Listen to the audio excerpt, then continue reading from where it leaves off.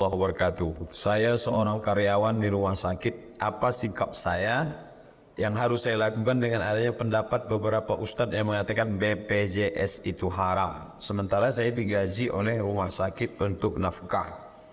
Ada yang dalam Quran, dalam hadis tidak terbantahkan, hukum tekstual. Contoh, as-sariqu pencuri laki-laki, was-sariqatu pencuri perempuan, faqta'u aydiyahuma, potong tangannya, itu tidak bisa dibantah. Adapun BPJS tidak ada dalam Quran, tidak ada dalam hadis, maka ulama berijtihad.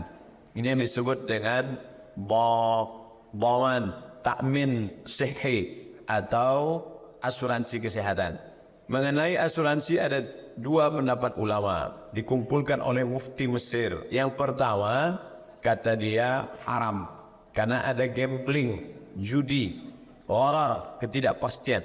Sedangkan pendapat yang kedua mengatakan boleh karena di dalamnya ada ta'awun, tolong menolong. Nah, bapak, ya ibu yang bertanya ini condongnya kemana? Kalau dia mengatakan saya lebih cenderung pada mengatakan halal, saya pilih pendapat yang ini karena ada unsur tolong menolongnya, maka halal lah hasilnya. Tapi jangan bersilang, menurut saya BPJS ini haram Pak Ustadz, tapi hasilnya halal. Itu tidak bisa. Maka pilih pendapat yang membolehkan, maka hasilnya halal. Bisa memangnya satu masalah itu hukumnya dua, ya? Itu maka pelajari fikih perbandingan mazhab. Saya selalu menyampaikan kalau ada satu masalah bisa dua hukum, bisa tiga hukum, bisa empat hukum. Ini tentang hukum asuransi. Kalau suami istri cerai sudah 10 tahun, kemudian salah satu dari mereka mendapat pasangan baru, sebenarnya itu termasuk jodohnya atau apa Pak Ustaz? Apakah istri sebelumnya itu jodohnya juga? Iya. Ini bicara masalah takdir. Tidak ada yang tahu apa takdir akan terjadi di masa akan datang. Kita hanya disuruh berusaha berdoa. Wasyawirhum fil amri musyawarah. Fa idza azamta tekad. Fatawakkal 'ala Allah, tawakkal. Kamu tanya dulu tentang orang ini, baik apa tak baik? Fit and proper test. Oh dia baik. Fa idza azamta, kalau kau sudah tekad istiqarah, fatawakkal 'ala Allah, nikahi. Terjadi sesuatu yang tidak diinginkan. Oleh sebab itu dalam hidup ada pilihan. Ada yang bisa dipilih, ada yang tidak. Contoh, lahir sebagai orang Melayu, itu kita tidak pernah memilih. Lahir sebagai orang Jawa, orang Batak, orang Minangkabau, itu bukan pilihan. Allah memilihkan. Tapi untuk datang dalam acara penggalangan dana ini, kita memilih. Datang atau tak datang. Tidur di rumah sampai zuhur atau datang ke hotel Pangeran. Pilihan. Saya antara memberikan tausiah berdiri atau duduk, maka ada pilihan. Takdir itu ada dua. Ada pilihan, ada yang tak bisa memilih. Maka kata Syekh Sa'id Ramadan Al-Buti, al-insan bainal musayyar wal mukhayyar. Manusia antara memilih dan dipilihkan. Menjadi orang Indonesia bukan pilihan kita, Allah memilihkan. Makanya ada rukun iman yang keenam, percaya kepada takdir buruk, takdir baik. Tapi ada saatnya kita memilih antara makan atau tidak makan, antara menikah atau tidak menikah. Allah beri kita telinga, Allah beri kita mata, Allah beri kita kekuatan. Termasuk orang ini, menikah tidak menikah, menikah satu atau menikah dua, itu termasuk takdir pilihan. Jadi tidak bisa dia berkata dengan penuh kesadaran dia pakai sabu-sabu lalu dia mabuk lalu dia sakau. Pasti tanya orang, kenapa kamu mabuk? Ini sudah takdir Tuhan. Ada saatnya kita memilih, ada saatnya kita tidak bisa memilih. Ustaz, bagaimana kita bisa menjaga hati dengan situasi isu-isu yang cenderung saling menjelekkan? In ja'akum fasiqun binaba'in fatabayyanu.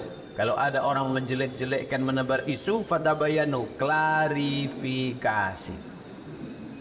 Tidak senang dengan ceramah saya yang dipotong-potong, tanya, ini maksud Ustaz apa? Saya mau tabayun Ustaz, saya mau klarifikasi. Jangan satu komen. Akhirnya pusing. Bagaimana cara menyimpan harta kita berupa uang jikalau hampir semua bank telah riba? Bank syariah. Ustaz di mana? Bank Syariah Mandiri, Bank Riau Kepri Syariah, Bank BRI Syariah. Gaji saya ditransfer dari UIN ke BRI Syariah. Kalau kita sholat berjamaah, waktu rakaat terakhir menjelang salam kita buang angin.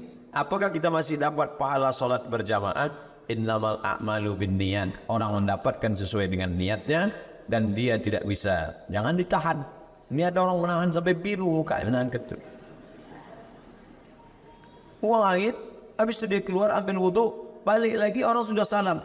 Dia dapat pahala sholat berjamaah. Bersentuhan dengan yang bukan mahram berdosa. Bagaimana kami tim tenaga kesehatan dalam bertugas? Darurat. Pakai hukum darurat. Ad-darurat tubihul mahzurat. Yang darurat membolehkan yang terlarang. Karena hukum darurat tingkat tinggi. Ada pasien. Tolonglah saya Pak. Mohon maaf, kita tak mahram. Matilah dia. Wanita sebaiknya tidak memandang laki-laki. Pada saat menerima pasien, saat pasien menceritakan keluhannya, tentulah kami memandang wajahnya, matanya. Bagaimana hukumnya Pak Ustaz?